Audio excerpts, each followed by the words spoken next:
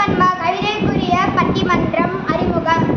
பேசுதல் என்பது அடிப்படை திறன் எனில் பேச்சாற்றல் என்பது உயர்நிலை திறன். பேசுதலில் வளர்நிலையே பேச்சாற்றல். அத்தகைய பேச்சாற்றலை வளர்க்கும் பாடங்களுள் ஒன்று இக்கவிதை பட்டிமன்றம். பலர் நிறைந்த அவை நிலையில் தாம் இயற்றிய கவிதையை வெளியிட்ட போது பாரதியாருக்கு 11 வயதுதான்.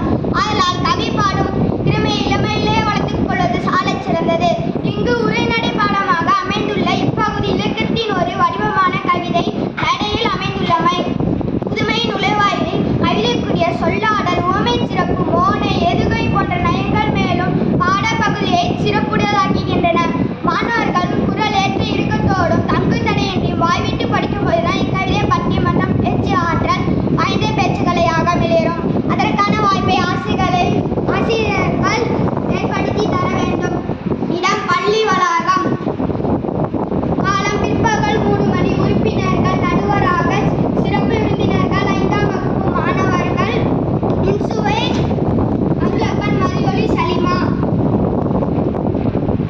அறிவா பண்பா செந்தமிழே நன்னேனே செகம் போற்றும் செம்மொழியை முத்தமிழ் சொல்லெடுத்து நச்சம் பட்டி மண்டபத்தின் நடுவராக நான் வந்துள்ளேன். வணக்கம். தித்திக்கும் தென் தமிழ் எத்திக்கும் புகழ் பரப்பும் வித்தக கவிதையால் பெரிதும் தேவை அறிவா பண்பா என கவிதை வாசிக்க வருகின்றனர். பாராட்டுக்குரிய நால்வர் தனித்துவமிக்க என்பவர் சொல்லழகி சலிமா அருமையான அருளப்பன் ஒப்பற்ற மதியொலி. முதல் கவிதை முத்தாய்ப்பாட இனிதே அழைக்கின்றேன் இன்சுவையை. புவி காக்கும் தமிழ் தாய்க்கும் கவியரங்க தலைமைக்கும் ஆண்டோருக்கும் புவி காக்கும் தமிழ் தாய்க்கும் கவியரங்க தலைமைக்கும் ஆண்டோருக்கும் சான்றோருக்கும் அறிவுதான் முன்னேற்றத்தின் ஆணி என்று அழைத்து கூற வந்துள்ளேன். அக்னி தந்த அப்துல் கலாம் அசத்தியதும் அறிவாலே. அறிவின் துணை கொண்டு 1000 கண்டுபிடிப்பார். Thomas Alva எடிசனும் வாழ்கின்றார். அறிவுமிக்க மனிதனுக்காக அகிலத்தில் விழுந்து நின்றாலும் அத்தனையும் நம் கையில் என்று கூறி விடை தருகிறேன். இன்சுவையின் கவிதை அறிவாயுதம் எடுத்து ஒளி பெறும் மதியொலி கவி பாட வருகின்றார். அகிலமெல்லாம் தமிழே மணக்கும் பண்புதான் வெற்றிபடி என்றே பறைசாற்ற வந்துள்ளேன்.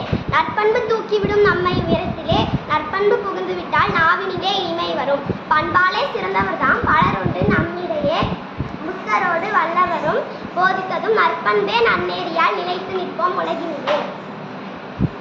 மிளிர்கின்ற தமிழ் கவிதை மதியொலி 4 கவிதை. அறிவாற்றல் பெண் பேச அருளப்பன் வருகிறார். செறிவாற்றல் கவிதை ஒன்றை செப்பிடவே வருகிறார். அறிவாற்றல் உள்ளவன் தான் ஆளுகிறான் அந்தத்தை வெறும் பண்பை வைத்துக்கொண்டு பெரும் பந்தல் போடலாமோ? கூறும் பண்பில் நம் மயிறு நிறைந்திடுமோ? நல்லவன் இருந்தால் நாடேனே முன்னேறும். வல்லவன் வகுத்தென்று வளமான உலகம் தூண் போன்ற அறிவுதான் மாமுகத்தை தொட்டிடுமோ? நன்றி, வணக்கம். எல்லோரும் சிறப்பாக நல்லோரும் போற்றன நற்கவிதை வாசித்தார்கள். என்னுடைய தீர்ப்பிற்கு சென்றே